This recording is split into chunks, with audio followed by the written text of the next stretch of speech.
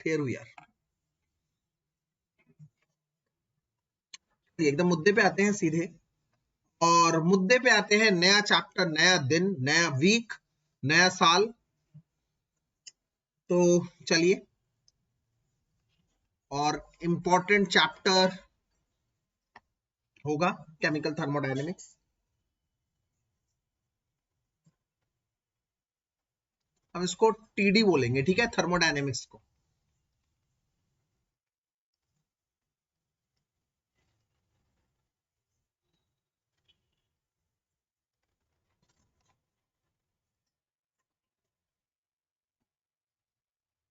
हम इसको ना टीडी बोला करेंगे, टीडी,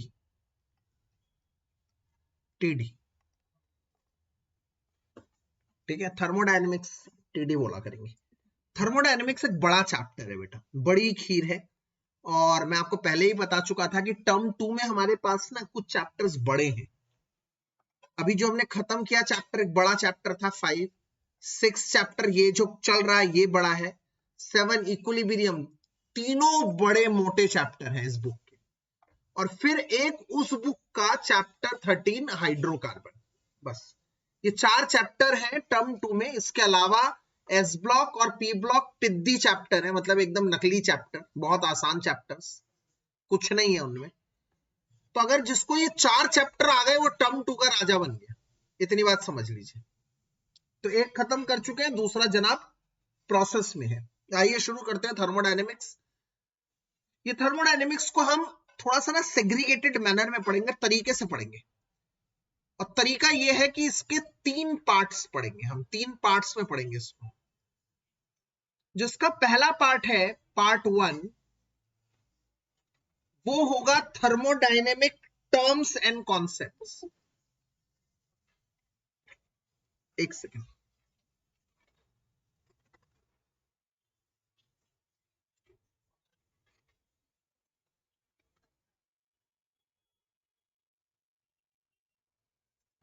तो पहला पार्ट होगा टीडी टर्म्स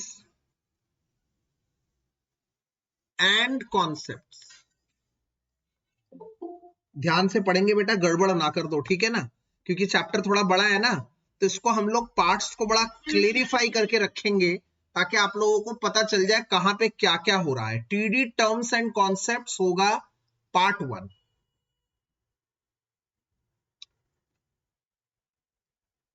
पार्ट 2 होगा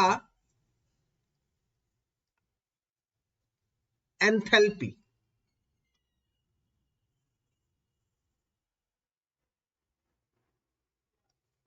और पार्ट 3 होगा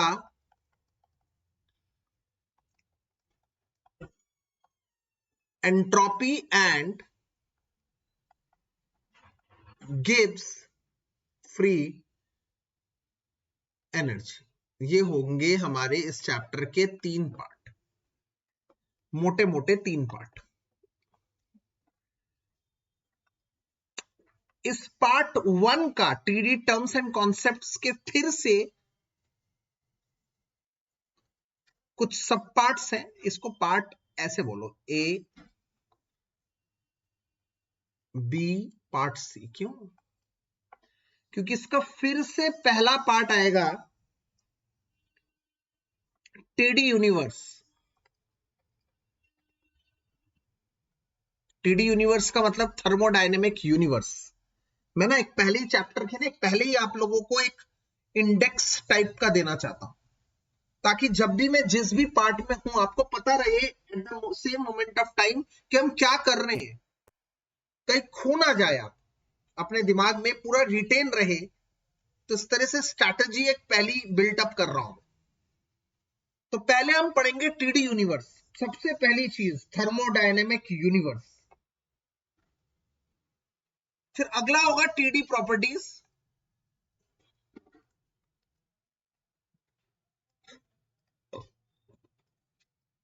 टीडी प्रॉपर्टीज, थर्मोडायनेमिक प्रॉपर्टीज।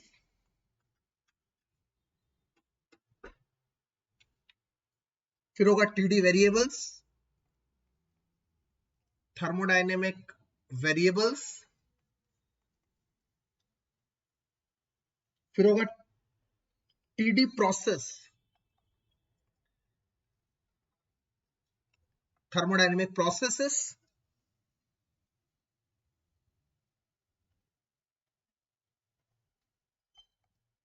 फिर फिफ्थ पार्ट होगा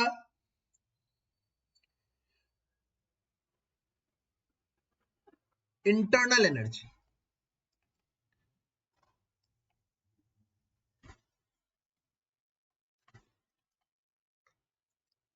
फिर सिक्स्थ पार्ट होगा TD work and heat.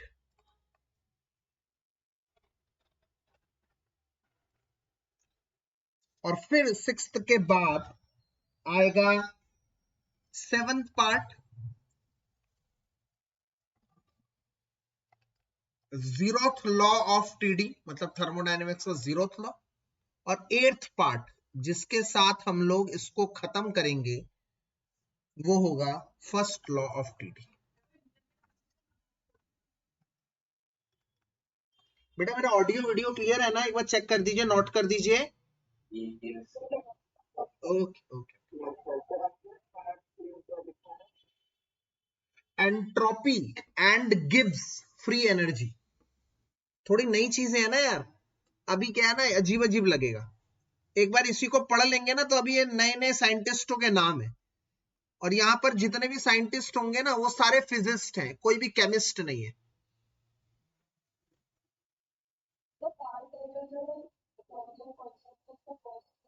TD universe, thermodynamic universe. शुरू करेंगे, उसकी चिंता ना करिए। तो इससे क्या है ना, आपको एक माइंड मैप बना रहेगा। इतने छोटे छोटे चीजें हैं कि सर क्या हो रहा है, अब क्या होगा, नहीं नहीं नहीं नहीं, ऐसा तो कुछ हमेशा एक स्ट्रैटेजी के साथ मैंने आप लोगों को पढ़ाया है। चाहे वो कोई भी चैप्टर उठा ले आप, उसको एक स्ट्रैटेजी के साथ पढ़ाया है। विदाउट स्ट्रैटेजी सब कुछ बेकार है, बिना स्ट्रैटेजी की कुछ कुछ काम नहीं करता, मैं आप लोगों को बता दूं।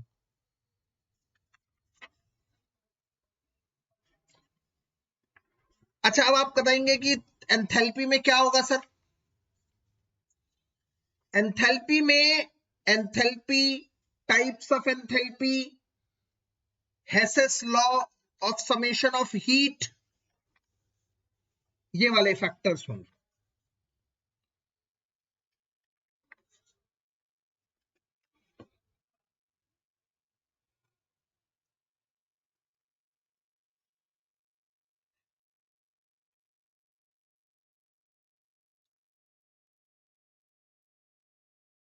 टाइप्स ऑफ एंथैल्पी, सबसे पहले तो एंथैल्पी,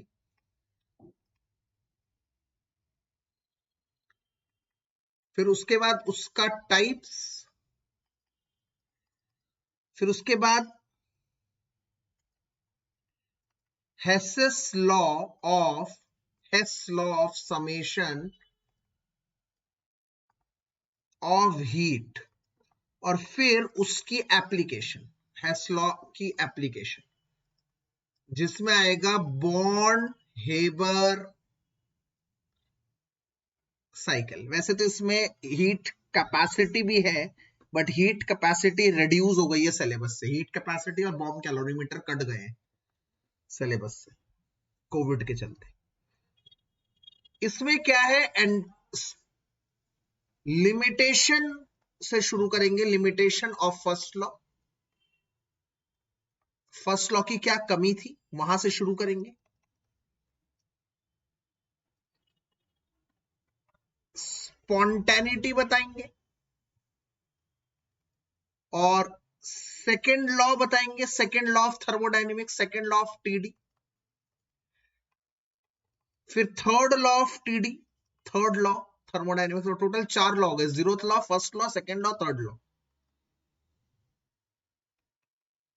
फिर फिफ्थ है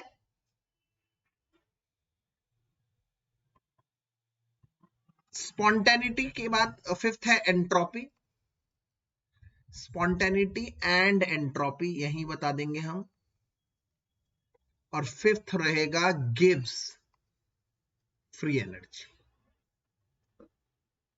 तो ये था, ये है इस चैप्टर का कंटेंट, थर्मोडायनेमिक्स, टीडी का कॉन्सेप्ट। अच्छा रहता है यार पढ़ने से पहले, आपको पता है सर हम पार्ट ए का कौन सा पार्ट कर रहे हैं, पार्ट बी का कौन सा पार्ट कर रहे हैं।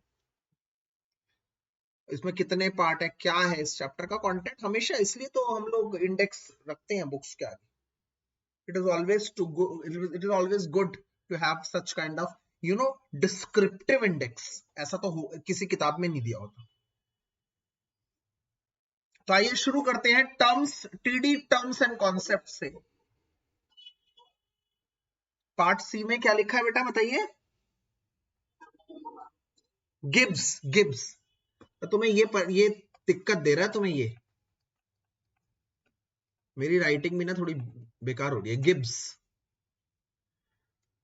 ओके चलिए स्टार्ट करते हैं. TD terms and concept.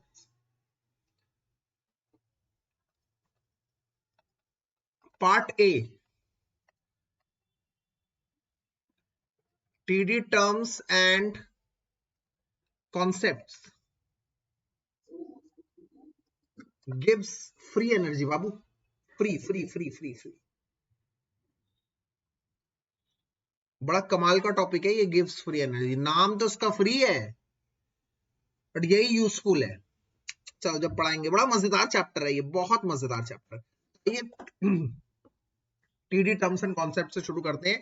TD terms and concept से भी शुरू करने से पहले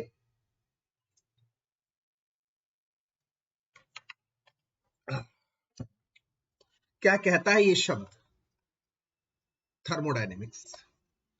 कहता है ये शब्द थर्मोडायनेमिक्स. इसको वो करते हैं, इसको डिकोड करते हैं. तो थर्मोडायनेमिक्स का संधि विच्छेद करेंगे तो दो शब्द मिलते हुए नजर आ रहे हैं मुझे. थर्मो मतलब हीट, थर्मल, और डायनेमिक्स मतलब मोशन. दो शब्द मिलते हुए आ रहे हैं मुझे, थर्मो और डायनेमिक्स. थर्मो मतलब हीट और डायनेमिक्स मतलब motion. So the branch of science, I am saying branch of science, I'm not saying branch of chemistry, because it is not a branch of chemistry. It is a branch of chemistry as well as a physics. It is basically a branch of science. It's a common junction between physics and chemistry. So it is a branch of science which deals or which concerns with the study of interconversion of heat and work. Interconversion of heat and work. Mind my sentence. Interconversion of heat and work मतलब thermo मतलब thermal heat, dynamics मतलब motion. तो जहीं कहीं motion होगा वहां heat होगा, और जहां कहां हीट होगा वहां मोशन होगा. सबसे आसान काम है अपना फोन. आप मोबाइल बहुत देर तक यूज करते हैं, इसमें बहुत सारा मोशन होता है तो वो गर्म हो जाता है भाई. एसी बहुत देर तक चलता है, गर्म हो जाता है. पंखा बहुत देर तक चलता है, गर्म हो जाता है. टीवी बहुत देर तक चलता है, गर्म हो जाता है. मोटर बहुत देर तक चलती है, गर्म हो जाती है. गाड़ी बहुत देर तक चलती है, गर्म हो जाती है. एवरीथिंग जहां पर भी मोशन रहेगा वहां हीट तो होगा. और अगर आप कहेंगे सर नहीं मुझे तो नहीं चाहिए heat, I just want my motion, it is not possible. It is not possible because work without heat is not possible. So they are just complementary to each other. सिक्के के दो पहलू हैं. सिक्के का कभी एक फेस नहीं हो सकता. ऐसा हो सकता है कि ऐसा एक कॉइन बनाए जिसका एक फेस हो, दूसरा फेस हो ही ना. अरे कैसे बन सकता है कॉइन, दो फेस तो होंगे. It is impossible to have a coin which has a single face. No, it is not possible. It has to be two-faced coin. And similarly we can say that heat and work, these two are interconverted, these two are complementary to each other. We cannot have any work without heat or any heat without work.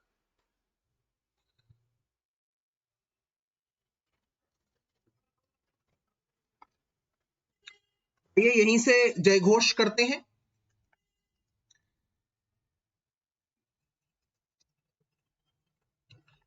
branch of science which deals with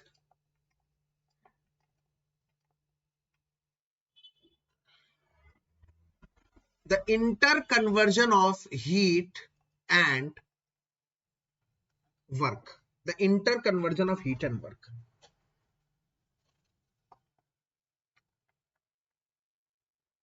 is called thermodynamics.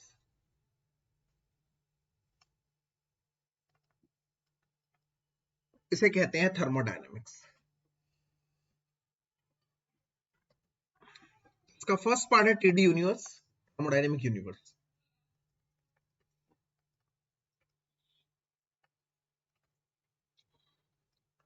तो thermodynamic का अपना ही एक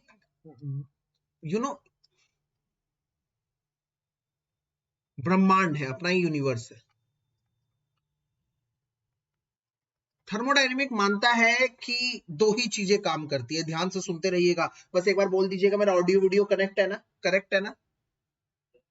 हाँ, सुनते रहिएगा, बड़ा interesting chapter है ये.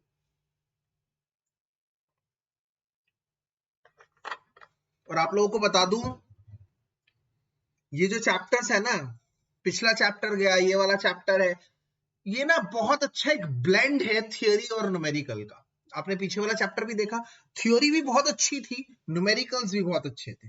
मतलब 50-50%. ऐसा नहीं कह सकते कि न्यूमेरिकली चैप्टर है या थ्योरी. यही ऐसा ही सेम चैप्टर यहां पर भी है. ये भी एक बहुत अच्छा ब्लेंड है थ्योरी का और न्यूमेरिकल का.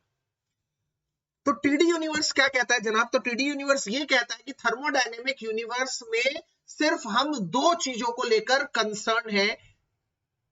एक यूनिवर्स का वो हिस्सा, दुनिया का वो हिस्सा जहां पर थर्मोडायनेमिक्स चल रहा है, मतलब जहां पर हीट का कन्वर्जन, हीट का इंटर कन्वर्जन वर्क के साथ चल रहा है, और एक दूसरा हिस्सा दुनिया का जिसमें ये इंटर कन्वर्जन नहीं चल रहा. मतलब एक टेस्ट ट्यूब में रिएक्शन हो रही है, तो टेस्ट ट्यूब के रिएक्शन के अंदर हीट और मोशन हो रहा है, तो इसके अंदर थर्मोडायनेमिक्स हो रहा है. इसके अंदर थर्मोडायनेमिक्स हो रहा है. तो थर्मोडायनेमिक क्या कहता है कि मुझे सिर्फ इस चीज से मतलब है, इस चीज से जहां पर थर्मोडायनेमिक चल रहा है, इसे मैं कहता हूं थर्मोडायनेमिक सिस्टम. इसके अलावा ये टेस्ट ट्यूब की दीवार इसमें हिस्सा नहीं ले रही इस इंटर कन्वर्जन में. मैंने कहा नहीं यार, टेस्ट ट्यूब की दीवार का कुछ लेना ही नहीं है. पूरी दुनिया, टेस्ट ट्यूब के दीवार के अलावा ये पूरी दुनिया मेरे लिए हो गई सराउंडिंग, और इसके अंदर वाला हिस्सा हो गया सिस्टम.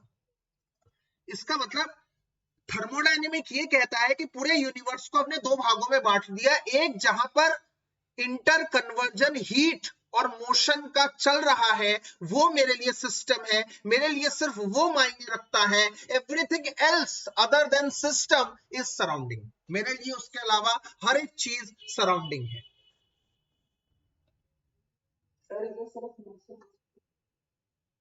जब ये सिर्फ मोशन हो रहा हो बाबू, तो हीट होगा ही होगा.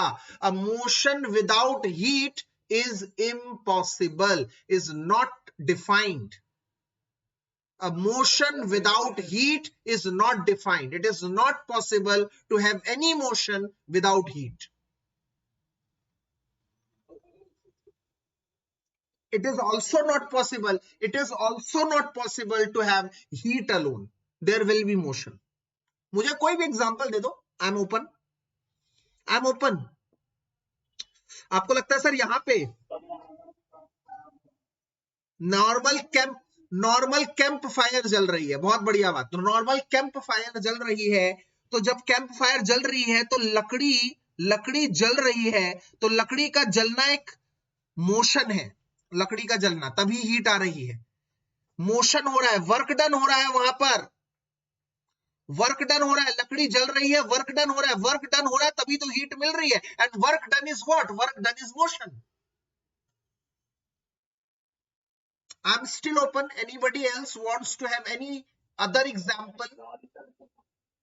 गाड़ी चल गई. Very good. गाड़ी चल गई, बाइक चल रही है. उसका देखा है आपने कभी साइलेंसर कितना गर्म हो जाता है? कभी भी गाड़ी चल रही है तो उसको आगे से खोल के देखना कितना गर्म होता है. आपको पता है गाड़ी में कूलेंट होता है. कूलेंट का काम क्या होता है पता है आपको? गाड़ी को ठंडा रखना. Again motion, there is a heat. अगर ठंडी हवा का क्या चाहे, झोंका चाहे, ओके, ओके गुड। अगर ठंडी हवा का झोंका जा रहा है, गर्म हवा का झोंका जा रहा है ना, हीट हीट ऐसे कह रहे हो ना तुम, कोई भी रिलेटेड भी ठंडा या गर्म हवा का झोंका जा रहा है, तो बेटा वो पार्टिकल्स ही तो ला रहे हैं, वो ठंडी हवा है ना, मतलब विंड है। Wind wind is what? Wind is what? Moving air. Moving air, that means air particles are moving. Air particles are moving, that means air particles are in motion. Got it? हाँ, heat आ तो रही है, heat डिसिसिपेट हो रही है ना, ठंडी हवा जा रही है या गर्म हवा जा रही है, तो ठंडी हवा अगर आ रही है, ठंडी हवा अगर आ रही है, जैसे मोशन कर रही है, ठंडी हवा आ रही है, तो किसी ठंडी चीज से आ रही होगी वो, किसी ठंडी चीज। हाँ नहीं, किसी ठंडी चीज से, एक एक करके किसी ठंडी चीज से आ रही होगी वो बेटा, वो किसी ठंडी चीज से आ रही होगी। अब ध्यान से सुनो मेरी बात, किसी ठंडी चीज से आ रही होगी, वो देते हीट देते वो क्या हो जाएगी, उसकी ठंडक कभी ना कभी खत्म हो जाएगी, उसकी ठंडक कभी ना कभी खत्म हो जाएगी। इसका मतलब उसकी ठंडक खत्म हो रही है, इसका मतलब क्या हो रहा है, वो ठंडक को निकाल रहा है। तो ठंडक को निकालना is also a form of की लेस हीट को निकाल रहा है, ताकि वो मोर हीट हो जाए। जैसे मैं आपको इसी एग्जांपल से समझाता हूं, जैसे कोल्ड ड्रिंक की बोतल, एक कोल्ड ड्रिंक की बोतल आप रखते हैं और कोल्ड ड्रिंक की बोतल थोड़ी देर बाद गर्म हो जाती है, क्यों? क्योंकि वो ठंडक निकाल रही होती है। जब वो ठंडक निकाल रही होती है, इसका मतलब उसमें से ठंडक निकल रही है, या फिर हम ये भी कह सकते हैं दूसरे मायनों में, एक सेकेंड लेट वेट, या हम दूसरे मायनों में ये भी कह सकते हैं कि उसमें से गर्म हवा आ रही है, गर्म हवा आ रही है। तो कुछ भी कह दो आप, कुछ भी कह दो, विंड अगर आ रही है, ठंडी हवा भी अगर आ रही है, तो वो भी मोशन है, और अगर हवा ठंडी भी चल रही है, वो मोशन कर रहे हैं पार्टिकल्स, तो उनके द्वारा कुछ ना कुछ फ्रिक्शन क्रिएट हो रहा है। हवा चल रही है तो उससे गर्माइश ही आएगी। गर्माइश कैसे आएगी, मतलब सोर्स जहां से वो ठंडी हवा चल रही है, वो आते आते एक बार खत्म हो जाएगी, खत्म हो जाएगी। जैसे बर्फ है, बर्फ के आसपास ठंडा हो जाता है, क्यों? क्योंकि वो ठंडी वेव्स निकाल रहा है, और एक समय आएगा वो पूरी बर्फ पिघल जाएगी, क्यों? क्योंकि वो ठंडक निकाल रहा है, ये तुम देख रहे हो, मैं उल्टा देख रहा हूं उसका। मैं ये देख रहा हूं वो गर्मी को एब्जॉर्ब कर रहा है, गर्मी को एब्जॉर्ब कर रहा है। तुम ये देख रहे हो इसमें से जो वेव्स निकल रही है वो ठंडी, मैं ये नहीं देख रहा, मैं देख रहा हूं उल्टा, इसका उल्टा सोचो, इसमें से जो वेव्स आ रही हैं जो इसको गर्म बना रही है, और वो बर्फ पिघल रही है। बर्फ पिघल क्यों रही है? क्योंकि हीट हो रही होगी, हीट की वजह से ही बर्फ पिघल रही होगी। सो अल्टीमेटली उसको दूसरे वे से देखोगे आप, तो इन एवरी अदर एग्जाम्पल, जैसे जैसे आप इस चैप्टर को और आगे पढ़ते जाओगे, it will be a more interesting conversation, it will be a more interesting question, that there will always be heat there। एक सेकेंड let me complete। तो जैसे जैसे आप ये सारी चीजें पढ़ लोगे ना, terms, then it will be very crystal clear to you that there it is not possible to have any sort of work without heat or any sort of heat without work। फिर आप और interesting examples पढ़ेंगे आज ही की class में, पहले सुनिएगा, थोड़े से एग्जांपल सुन लीजिएगा, थोड़ी सी चीज आगे बढ़ जाए फिर। अभी फिलहाल हमने कुछ क्वेश्चंस लिए हैं, we will take other examples also, but पहले मैं कुछ एग्जांपल्स आप लोगों को बताना चाहूंगा, मैं कुछ एग्जांपल्स बताना चाहूंगा। हाँ बताइए।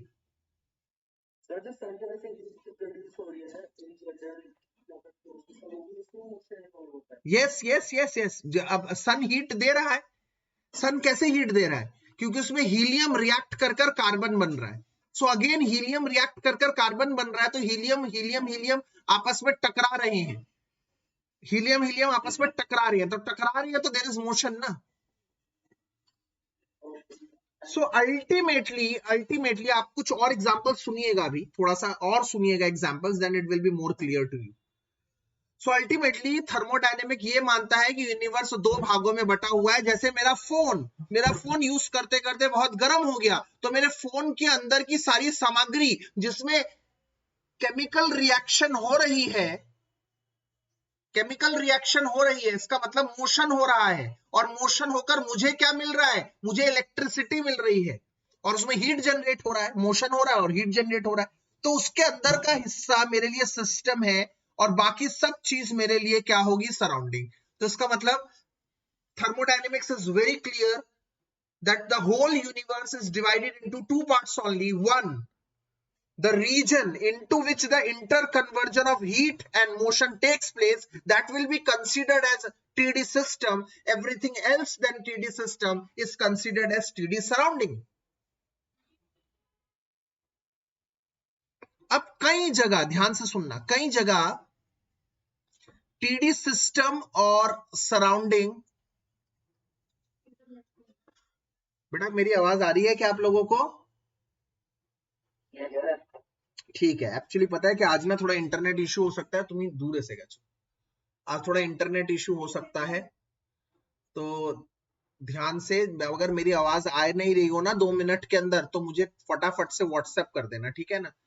एक्चुअली कल से ही चल रहा थोड़ा सा इंटरनेट का इशू, मैंने कंप्लेंट लिखवा रखी है, इट विल बी सून वो फिक्स्ड तब भी, ठीक है? चलो, इसका मतलब टीडी सिस्टम और TD surrounding, they are separated by what? They are separated by a wall. यहां पर दीवार से है, दीवार से यहां पर सेपरेट करे जा रहे हैं। तो कई बार ऐसा होता है कि इन दोनों के बीच में कोई भी रिजिड वॉल नहीं होती, कोई भी रिजिड वॉल नहीं होती, कोई बाउंड्री नहीं होती कई बार। जैसे यहां पर ये वॉल है, वॉल इन दोनों को सेपरेट कर रही है। किस किस को सेपरेट कर रही है? सिस्टम को और सराउंडिंग को सपोर्ट वो कर रही है, क्या कहते हैं उसे, अलग कर रही है, दोनों को सेपरेट कर रही है, separate is the word, sorry, दोनों को सेपरेट कर रही है वॉल। बट कई दफा ये वॉल नहीं होती। मैं छोटा सा एग्जांपल बताता हूं आप लोगों को। मैं क्लासरूम के अंदर आप लोगों को पढ़ा रहा हूं, ठीक है? ये आप लोग हैं और मैं ये आप लोगों को पढ़ा रहा हूं, तो इसका मतलब मैं जब पढ़ा रहा हूं, आप जानते हैं मैं जब पढ़ा रहा हूं तो कुछ ना कुछ वर्क कर रहा हूं, और ऑब्वियसली जब मैं पढ़ाऊंगा कुछ ना कुछ वर्क करूंगा तो कमरे का टेम्परेचर बढ़ेगा। अब आप कहेंगे सर ये कैसे हो रहा है, ये कैसे हो रहा है? बिल्कुल होगा जनाब, बिल्कुल होगा, ध्यान से सुनते रहिए। मैंने कहा ना बहुत सारे इंटरेस्टिंग एग्जांपल लेके मैं आऊंगा। जब मैं बोलूंगा तो मेरे आसपास जितना मैं बात करूंगा, मेरे आसपास के उतने ही पार्टिकल्स वाइब्रेट होंगे। जितनी मैं बात करूंगा, आप जानते हैं ये पार्टिकल्स वाइब्रेट होकर ही तो पहुंचते हैं साउंड वेव की आपके ईयर्स तक। तो मैं जितनी बातें करूंगा उतना वाइब्रेशन ज्यादा होगा, जितने तेजी से बात करूंगा उतनी इंटेंसिटी बढ़ेगी, उतने वाइब्रेट होंगे पार्टिकल। जितने पार्टिकल वाइब्रेट होंगे मतलब उतने पार्टिकल मोशन कर रहे हैं, जितने पार्टिकल मोशन करेंगे उतना टेम्परेचर बढ़ेगा। तो इसीलिए हम जितनी ज्यादा बातें करेंगे गर्मीश आएगी। अब आप कहेंगे सर ऐसा थोड़ी होता है, जितनी ज्यादा बातें करेंगे गर्मी आएगी। बिल्कुल होता है, बट हाँ, that is the other way round of the story, कि उससे जो प्रोड्यूस की गई हीट है वो बहुत कम होती है, बहुत कम, बहुत कम। एक सेकंड, लेट मी कंप्लीट, थोड़ा सा हिस्सा कंप्लीट करने दो। बहुत कम हीट जनरेट होती है, बट यस हीट जनरेट होती है। सपोज करो रूम टेम्परेचर है 35 डिग्री सेल्सियस, 5 बंदे बातें करे जा रहे हैं, तो ज्यादा मोशन कर रहे हैं, तो temperature will be increase by 1 degree Celsius. So the point is, वहां के लोगों को ये 1 डिग्री टेम्परेचर फर्क नहीं लगेगा, वहां के लोगों को ये 1 डिग्री टेम्परेचर फर्क नहीं लगेगा। वो क्या यार, इसमें तो कुछ हुआ ही नहीं। पर अगर मैं उसी कमरे के अंदर और 10 बंदे ठूस दूं और कहूं बेटा और बातें करो, अब तो अब उनके द्वारा जो टेम्परेचर चेंज प्रोड्यूस किया जाएगा वो काफी ज्यादा होगा। अब तुम कहोगे यार ये भीड़ हो गई सर, ये तो गर्मी लग रही है मुझे, अब गर्मी लग रही है सर, और वहीं पर इनकी जगह अगर मैं बंदों को कम कर दूं, आप कहेंगे सर अब तो गर्मी नहीं लग रही, अब तो जितनी मर्जी बातें करो। क्यों? अभी भी रूम टेम्परेचर 35 ही है, बट 2 लोगों की वजह से जो बात कर बढ़ाया गया टेम्परेचर है वो 0.5 डिग्री है, दैट इज नेग्लिजिबल। वो चेंज हम ऑब्जर्व ही नहीं कर पा रहे। मैंने कहा ना, उसके मैग्नीट्यूड को बढ़ाने के लिए हमें लोगों को बढ़ाना पड़ेगा। एक छोटे से कमरे में बहुत ज्यादा बंदों को डाल दो, आपको दिक्कत महसूस होने लग जाएगी, आपको ठंड में ही गर्मी लगने लग जाएगी। इन द सेम वे यही चीज मैं आप लोगों को बताना चाहता हूं, पहले सुनिएगा थोड़ा सा। Plenty of more examples are to be come. अब मैं आप लोगों को ग्राउंड में लेके चला गया, ये मैं पढ़ाने वाला और ये है तुम लोग, ग्राउंड में लेके चला गया। अब जब ग्राउंड में लेके चला गया, पहले क्या हो रहा था कि हाँ सर ये अंदर वाला सिस्टम है और बाहर वाला सराउंडिंग है। अब ग्राउंड में लेके जाने के बाद कोई विजिबल बाउंड्री नहीं है, कोई बाउंड्री नहीं है, तुम्हारे और मेरे बीच में कोई बाउंड्री नहीं है।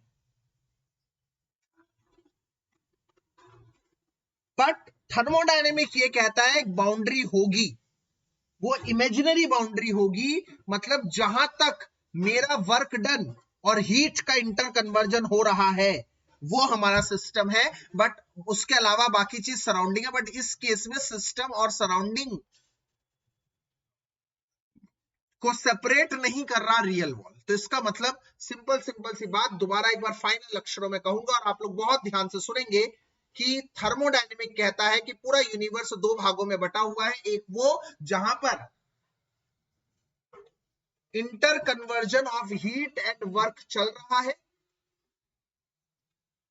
उसे हम कहेंगे सिस्टम, और उसके अलावा हर एक चीज दुनिया की होगी सराउंडिंग। मैंने पहली चीज कही। दूसरी चीज, सिस्टम और सराउंडिंग के बीच में हमेशा एक वॉल होती है जो उनको सेपरेट करते हैं।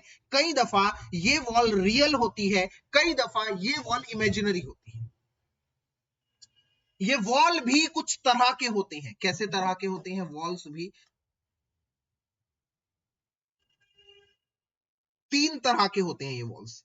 अब मैं थोड़ा सा कॉम्पिटेटिव में चला गया क्योंकि आप लोगों के स्कूल लेवल पर या एनसीईआरटी में वॉल्स की डेफिनेशन को लेकर इतना ज्यादा नहीं है। वॉल्स तीन तरह की होती है। एक रिजिड वॉल, रिजिड वॉल मतलब जो फिक्स है, जो सिस्टम और सराउंडिंग को सेपरेट करती है, उसकी पोजीशन, उसकी शेप कभी चेंज नहीं होती। ये किसी भी चीज के तरह के आइटम को परमिट नहीं करती। मतलब सराउंडिंग है, ये सिस्टम है, ये सराउंडिंग है, ना कोई चीज यहां से यहां जा सकती है, यहां से यहां, ना कोई चीज यहां से यहां। इसे कहते हैं रिजिड वॉल्स, रिजिड वॉल्स। एक तरह की वॉल्स होती है एडियाबेटिक वॉल्स, एडियाबेटिक वॉल्स या फिर एडियाबेटिक बाउंड्री, जो सेपरेट करती है सिस्टम और सराउंडिंग को, बट ये रिजिड है, मैटर और एनर्जी को पास करने नहीं देता। रिजिड है, it is a type of wall which is rigid, will not permit the passage of matter or energy.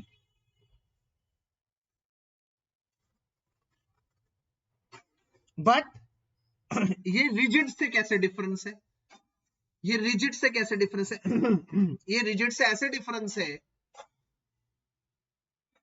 कि रिजिड अपनी पोजीशन और शेप चेंज नहीं करता, ये अपनी पोजीशन और शेप को चेंज कर सकता है। बहुत छोटा डिफरेंस।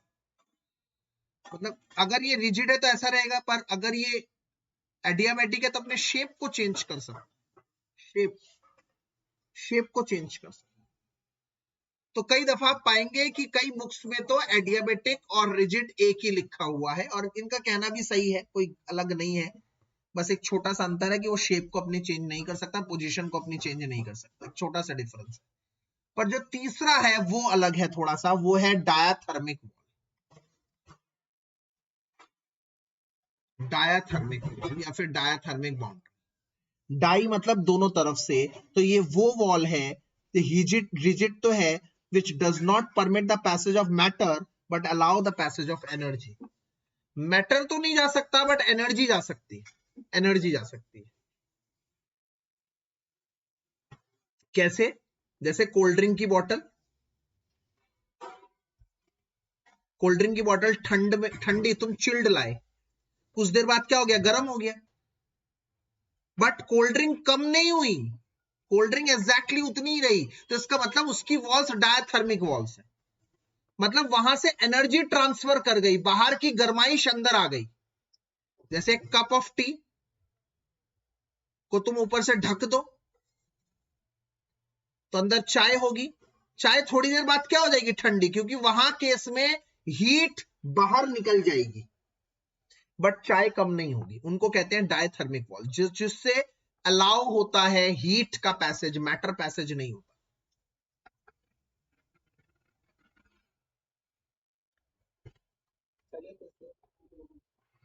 बेटा जो सिस्टम और सराउंडिंग को अलग करती है।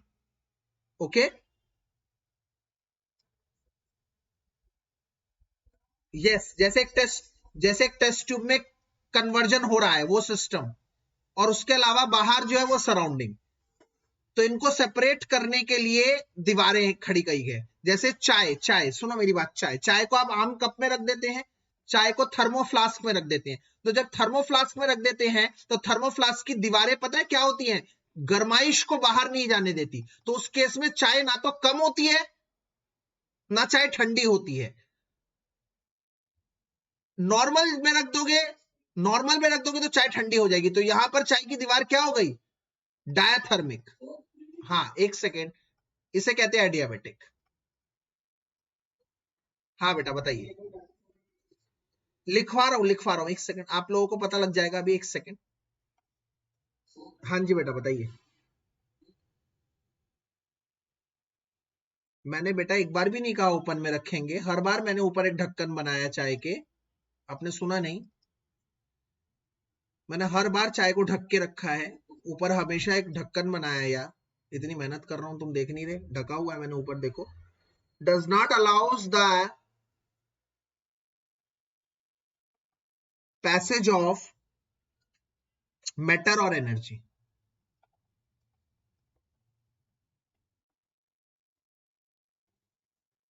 और डायथर्मिक कौन होता है? Which does not allows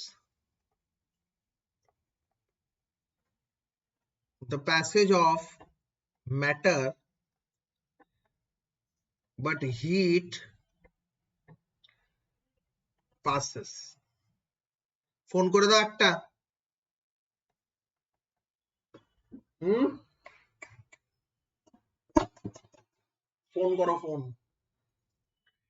heat passes. अब मैं क्या लिख रहा हूं ध्यान से देखिए, अब मैं जो लिख रहा हूं वो ज्यादा इंपॉर्टेंट है। क्या? एक्चुअली मुझे इसको लिखना चाहिए था।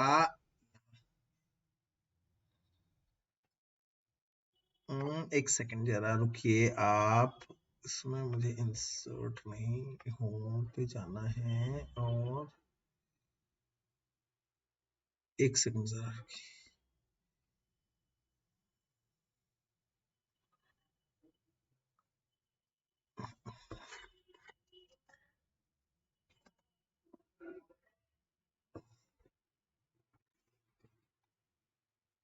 अरे ये क्या हो गया?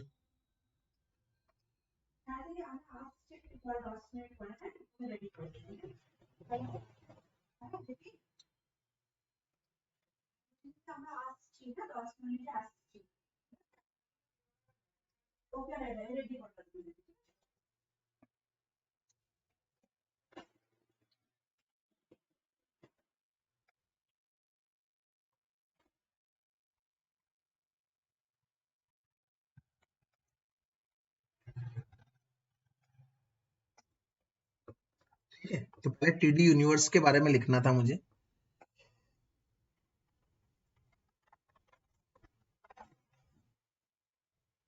The part of the universe where the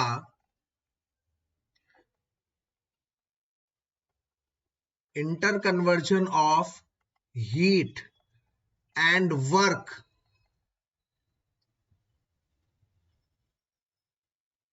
is carried out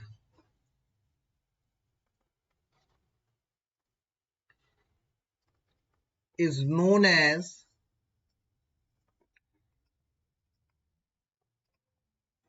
TD system, while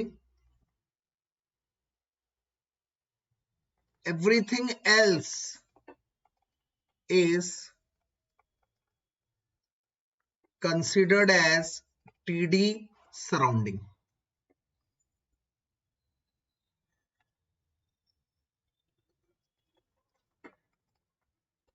TD system and surroundings are separated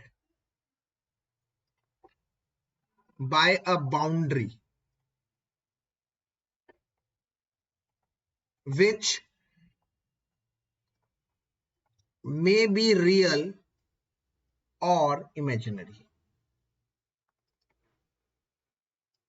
जो रियल भी हो सकती है और इमेजिनरी भी हो सकती है, जो सेपरेट करती है सिस्टम को और सराउंडिंग को। और 3 तरह की वॉल्स होती हैं और सिस्टम भी 3 तरह का होता है।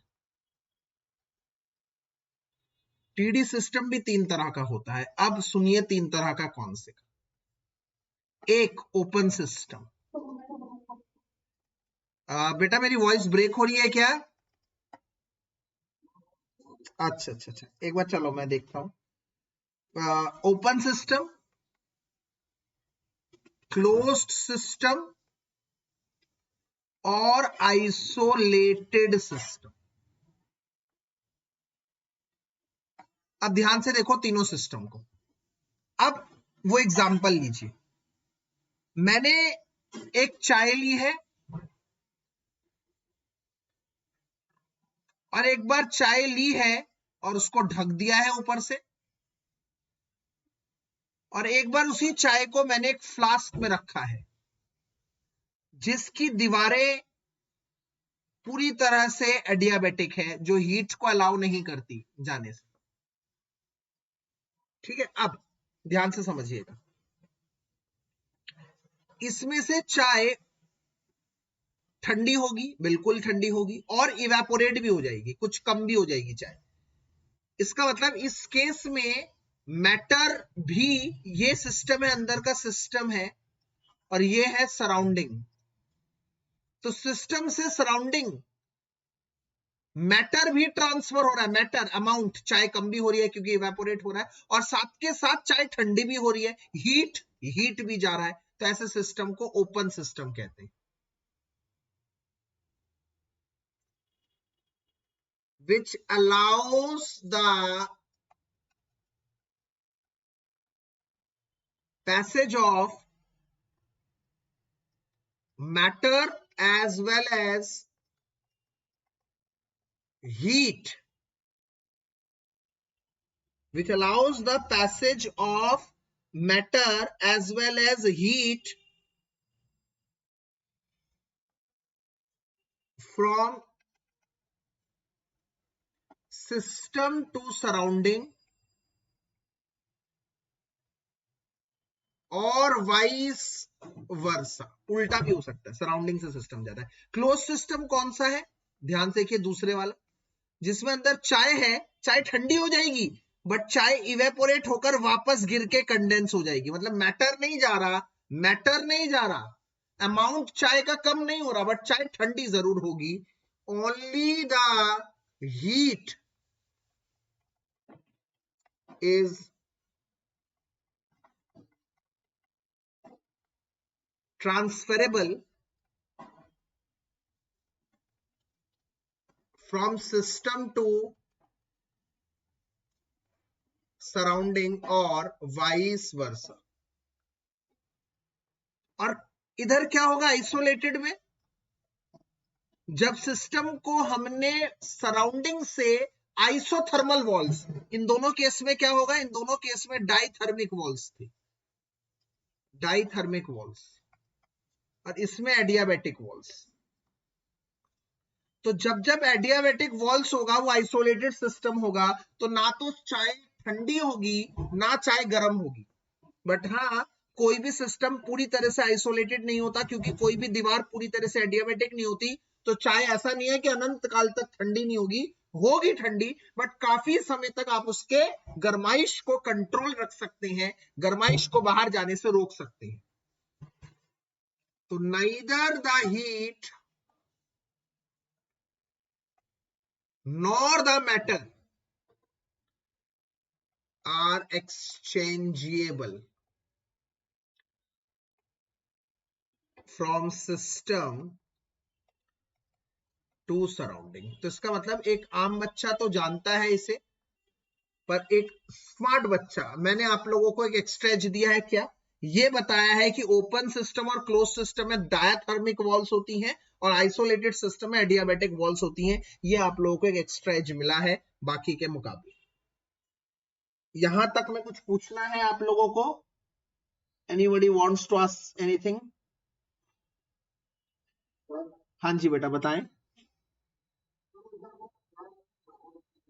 बेटा 3 तरह की वॉल्स कौन सी होती हैं? एक, इन मत समझो उसको, समझो 2, गोली मारो उसको। रिजिड वॉल्स को मत समझो, एडियाबेटिक होती है और डायथर्मिक होती है, 2 मानो। ठीक है ना, इससे कंफ्यूजन थोड़ा सा शायद कम हो जाए आपका। Don't take it as adiabatic. Adiabatic वो, देखो ये एडियाबेटिक है बेटा, मतलब इसमें सिस्टम और सराउंडिंग दोनों को अलग कर दिया है ऐसी दीवारों से कि ना तो सराउंडिंग का हीट अंदर आ सकता है, ना तो सिस्टम का हीट बाहर जा सकता है। समझ रहे? और अगर नॉर्मल दीवारें हैं, नॉर्मल दीवारें जिससे सिस्टम की हीट बाहर जा सके, सराउंडिंग की हीट अंदर जा सके, उसको हम कहते हैं डायाथर्मिक वॉल्स। तो 2 तरह की वॉल हो गई, एक एडियाबेटिक और एक diathermic. Got it? Yes, sir.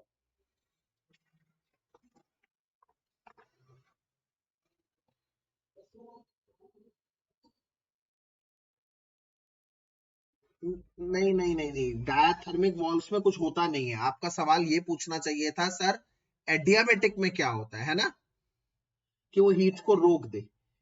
तो बेटा आप लोग इसको खुद भी देख सकते हैं अपने घरों में, जो आपके फ्लास्क लगा हुआ है, हम लोग नॉर्मली क्या करते हैं, उसकी कंटेनर में poor conductor of heat and electricity लगा देते हैं। Poor conductor of heat and electricity जैसे थर्मोकॉल, आप लोग देखेंगे अपने फ्लास्क के अंदर, मयूर जग्स के अंदर, चारों फ्रिज के चारों तरफ थर्मोकॉल लगी होती है, देखा आप लोगों ने?